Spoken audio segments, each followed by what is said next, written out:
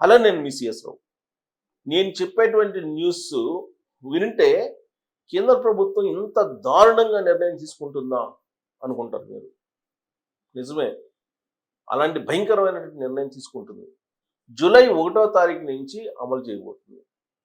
ఎక్కడ కనిపిస్తే అక్కడ వాహనాలని, కారు కానీ, లేదంటే 3 వీలర్ కానీ, 4 వీలర్ కానీ, 2 వీలర్ అయినా సరే సీజ్ చేయండి అని చెప్పి చెబుతున్నారు. ప్రత్యేకించి పెట్రోల్ బంకుల వాళ్ళకి ఆర్డర్స్ని కేంద్ర ప్రభుత్వం జారీ చేసింది. ఏంటి అనంటే 10 సంవత్సరాలు నిండినటువంటి డీజిల్ వాహనాలని సీజ్ చేయండి, 15 సంవత్సరాలు నిండినటువంటి పెట్రోల్ వాహనాలని సీజ్ చేయండి. ఇది తాజా ఆర్డర్, కేంద్ర ప్రభుత్వం ఇచ్చినటువంటి ఆర్డర్. జూలై 1వ తారీఖు నుంచి, ఇవాళ జూన్ 28, జూలై 1వ తారీఖు నుంచి దీన్ని అమలు చేయాలని చెప్పి పెట్రోల్ బంకులకి మార్గదర్శకాలను జారీ చేసింది కేంద్రం. అంతేకాదు పోలీసులకు, రవాణా శాఖకు కూడా క్లియర్ కట్ మార్గదర్శకాలను జారీ చేసింది. జూలై 1వ తారీఖు నుంచి ఎక్కడ కనపడితే వెహికల్ అక్కడ సీజ్ చేసేసేయండి అని చెప్పి చెప్తున్నారు. అంటే పెట్రోల్ బంకుల దగ్గరికి ఎక్కువ వస్తుంటాయి కాబట్టి అక్కడ వాళ్ళకు కూడా కొన్ని మార్గదర్శకాలు ఇస్తున్నారు. బట్ రవాణా శాఖ అధికారులు కానీ, పోలీసులు కానీ రోడ్ల మీద ఎక్కడ కనిపడినా కానీ చెక్ చేసి 10 సంవత్సరాలు నిండినటువంటి డీజిల్ వాహనాలని సీజ్ చేస్తారు. అలాగే 15 సంవత్సరాలు నిండినటువంటి పెట్రోల్ వాహనాలను కూడా సీజ్ చేస్తారు. ఇది మోటార్ బైకా, ఆటోనా, లేకపోతే కారా, లేకపోతే బస్సా, లారీయా, ఇవన్నీ కాదు, ఖచ్చితంగా సీజ్ చేయాల్సిందే అని చెప్పి కేంద్ర ప్రభుత్వం ఆర్డర్ జారీ చేసింది అని చెప్పి తెలుస్తుంది. ఏంటి, ఎక్కడ, రాష్ట్రంలో ఎక్కడైనా, లేదంటే పర్టికులర్ ప్లేస్లోనంటే ఇది ఢిల్లీలో అమలు చేస్తున్నారు. ఢిల్లీలో పొల్యూషన్ పెరిగిపోయింది. ఆ కారణంగా ఈ స్ట్రిక్ట్ రూల్స్ని ఇంప్లిమెంట్ చేయాల్సిందే, వీటిని అమలు చేయాల్సిందే అనేటువంటి ఒక నిర్ణయానికి ఢిల్లీ ప్రభుత్వం వచ్చింది, కేంద్ర ప్రభుత్వం కూడా ఆమోదించింది. సో దీంతో ఢిల్లీలో ఇది ఇంప్లిమెంట్ కాబోతుంది. మరి ఇది ఢిల్లీ వరకు పరిమితం అవుతుందా ఈ రూలు అంటే, రాబోయేటువంటి రోజుల్లో అత్యధిక పొల్యూషన్ ఎక్కడ ఉందో ఆ సిటీస్లో కూడా ఇదే రూల్ని అమలు చేసే అవకాశం ఉంది. యాక్చువల్గా 15 సంవత్సరాలు నిండినటువంటి పెట్రోలు, 10 సంవత్సరాలు నిండినటువంటి డీజిల్ వాహనాలని సీజ్ చేసేయాలి. సీజ్ చేసి వాటిని మొత్తం ఆల్రెడీ వాళ్ళు ఇక వెహికల్ కొత్తది కొనుక్కుంటారా, లేదంటే ఎక్స్చేంజ్లో పెట్టుకుంటారా, లేదంటే గవర్నమెంట్ వెనక్కి తీసుకుంటుందా, వెనక్కి తీసుకునే అవకాశం ఉందా, ఇలాంటివన్నీ కూడా చర్చలు నడుస్తున్నాయి. బట్ ఇదైతే ఢిల్లీలో 100కు 100% ఇంప్లిమెంట్ చేయడానికి సిద్ధం అవుతున్నారు. కారణం ఏంటంటే పొల్యూషన్ జీవించడానికి అనుకూలంగా లేదు. అక్కడ కఠినమైనటువంటి నిర్ణయాలు తీసుకునేటువంటి పరిస్థితి అక్కడ ఏర్పడింది. సంవత్సరంలో 180 రోజులు అక్కడ నివాసం ఉండటానికి అనుకూలమైనటువంటి పరిస్థితి లేదు. అక్కడ కేంద్ర మంత్రులే చెప్తున్నారు, ఈవెన్ గడ్కరీ గారే చెప్పారు అనేక సందర్భాల్లో, 80 సంవత్సరాలు 90 సంవత్సరాలు బతికేటువంటి వాళ్ళు కూడా 50 సంవత్సరాలు 55 సంవత్సరాలకి మరణిస్తారు ఢిల్లీలో కనుకుంటే అని చెప్పి గడ్కరీ గారే చెప్తున్నారు. అనేక కేంద్ర మంత్రులు కూడా, రవాణా శాఖ మంత్రి కూడా ఆయనే చెప్తున్నారు. కేంద్ర మంత్రులు కూడా అనేక మంది చెప్తూ ఉన్నారు. పార్లమెంట్ సమావేశాలకి హాజరు కావడానికి కూడా భయపడుతున్నాము అని చెప్పి చెప్తున్నారు. ఢిల్లీ బయట పార్లమెంట్ సమావేశాలు ఏర్పాటు చేస్తే బాగుంటుంది అనేటువంటి ప్రతిపాదనలు కూడా తీసుకొస్తున్నారు. మరి ఢిల్లీ బయట పార్లమెంటు సమావేశాలను పెడితే పరిష్కారమా పొల్యూషన్ కంట్రోల్ చేయడానికి? ఏంటి కాదు, అక్కడ పొల్యూషన్ తగ్గించాలి. రకరకాల మార్గాల ద్వారా పొల్యూషన్ వస్తుంది. వ్యవసాయ ఉత్పత్తుల ద్వారా కూడా ఢిల్లీ మీద పొల్యూషన్ ఎక్కువగా ఉందని చెప్పి పొల్యూషన్ కంట్రోల్ బోర్డు చెప్తోంది.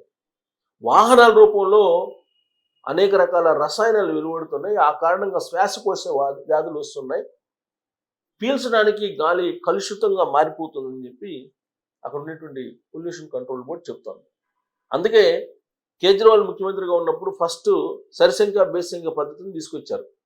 అంటే లాస్ట్లో సరిసంఖ్య ఉండేవి ఒకరోజు, బేసంఖ్య ఉండేవి ఒకరోజు, అలా పెట్టారు. ఆ తర్వాత పెట్రోల్ వాహనాలని మాత్రమే అనుమతించి డీజిల్ వాహనాలని కంప్లీట్గా నిషేధించేశారు.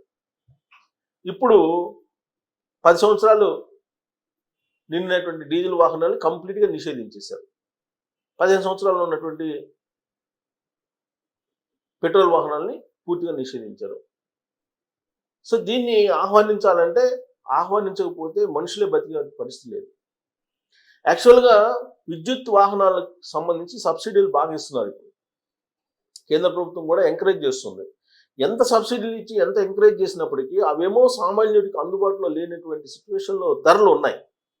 ఆ ధరలేమో తగ్గేటువంటి పరిస్థితి కనిపించట్లేదు. ఆ ధరలేమో సామాన్యుడికి అందుబాటులో లేకపోవడంతో ఇప్పుడు డీజిల్ పెట్రోల్ వాహనాల మీద ఆధారపడుతున్నారు. ఇక ఆటోల కారణంగా విపరీతమైనటువంటి పొల్యూషన్ సిటీస్లో ఉంది. ఆటోల్ని లిమిటెడ్గా సిటీస్ చేసినప్పటికి, కంట్రోల్ చేసినప్పటికి కూడా పెట్రోల్ డీజిల్ ఆటోలు ఇప్పటికీ తిరుగుతున్నాయి. పాత వాహనాలు తిరుగుతున్నాయి. అసలు పొగని విపరీతంగా వెదజల్లేటువంటి వాహనాలు కూడా తిరుగుతున్నాయి హైదరాబాద్లో. మరి ఢిల్లీకే వచ్చింది, హైదరాబాద్కి రావాలంటే హైదరాబాద్కి కూడా సమీప భవిష్యత్తులోని ఈ నిర్ణయం తీసుకునే పరిస్థితి వస్తుంది. ఎందుకంటే హైదరాబాద్ ఇప్పటికే పొల్యూషన్కి సంబంధించినటువంటి హద్దుల్ని దాటిపోయింది. ఆ పరిణామాలని ప్రమాణాలను దాటిపోయింది. ఆ ప్రమాణాలను దాటి ఎప్పుడో వెళ్ళిపోయింది. సో హైదరాబాద్ కూడా పొల్యూషన్ భరించలేనటువంటి పరిస్థితుల్లో ఉంది. అందుకే హైదరాబాద్లో కూడా రాబోయేటువంటి రోజుల్లో ఈ నిర్ణయం తీసుకున్నటువంటి అవకాశం ఉంది. ఇప్పటికే ఎలక్ట్రిక్ వాహనాలని ప్రోత్సహిస్తున్నారు. 2 వీలర్స్ని కానీ, 3 వీలర్స్ని కానీ, 4 వీలర్స్ని కానీ అన్నింటినీ కూడా ఎలక్ట్రిక్ వాహనాలని ప్రోత్సహిస్తూ ఉన్నారు. కానీ ఎలక్ట్రిక్ వాహనాలు వాటి మీద ఉండేటువంటి విశ్వాసం ఇంకా పెరగలేదు ప్రజలకి. సిఎన్జి వెహికల్స్ వస్తున్నాయి, వాటి మీద కూడా వినియోగదారులు ఇంట్రెస్ట్ చూపించట్లేదు. ఎందుకంటే పికప్ ఉండదని రకరకాల కారణాలతోటి, ప్లస్ సిఎన్జికి సంబంధించినటువంటి అవుట్లెట్లు సక్రమంగా లేవని. సేమ్ విద్యుత్ వాహనాలకు కూడా అదే, విద్యుత్ వాహనాలకి అవుట్లెట్లు లేవు, సరిపడా అవుట్లెట్ ఉండాలి, ప్లస్ దానికి ఛార్జింగ్ చేయాలంటే చాలా టైం పడుతుంది. అందుకనే అటు కన్వర్షన్ కావడానికి వినియోగదారులు ఇష్టపడలేదు. పబ్లిక్ ట్రాన్స్పోర్ట్ని బలోపేతం చేయాలి. యాక్చువల్గా ఇప్పుడు పబ్లిక్ ట్రాన్స్పోర్ట్ని హైదరాబాద్లో కూడా బలోపేతం చేస్తున్నారు. ఇప్పుడు ఎలక్ట్రిక్ బస్సులు అన్నీ వచ్చినాయి, సిటీ బస్సులు. అయితే ఓల్డ్ సిటీ బస్సులు ఇప్పటికీ తిరుగుతున్నాయి. అది వెదజల్లేటువంటి పొల్యూషన్ మరి ఏ వెహికల్స్ వెదజల్లు. అంత ఓల్డ్ వెహికల్స్ని కూడా ఇవాళకి కూడా ఆర్టీసీలు నడుపుతూ ఉన్నాయి, సిటీ బస్సులు. సో కాబట్టి ఫస్ట్ అసలు ప్రభుత్వ వాహనాల నుంచే రావాలి మార్పు, ప్రభుత్వ అధికారుల నుంచి రావాలి, ప్రజాప్రతినిధుల నుంచి రావాలి. వాళ్ళ నుంచి కనుక ఈ మార్పు వస్తే ఎలక్ట్రిక్ వెహికల్స్ని వాడటం, లేదంటే ఎలక్ట్రిక్ స్టేషన్స్ని పెట్టించడం, లేదా సిఎన్జి వాహనాలు వాడటం, ఇవన్నీ కనుక వస్తే అప్పుడు ఆటోమేటిక్గా ప్రజలు కూడా మారుతారు. కానీ ఇవాళ కూడా పెట్రోల్ డీజిల్ వెహికల్ని ఇవాళ బెంజ్ కార్లు కానీ, ఆడి కార్లు కానీ ఇవన్నీ డీజిల్ తోటి ఉన్నాయి. మరి వాటిని డీజిల్ నుంచి మార్చుకోమని ఎందుకు చెప్పట్లేదు? యాక్చువల్గా పెట్రోల్ కార్లే ఉండాలని చెప్పి ఒక నిబంధన పెట్టారు మ్యానుఫ్యాక్చరింగ్ BS6 నామ్స్ ప్రకారం.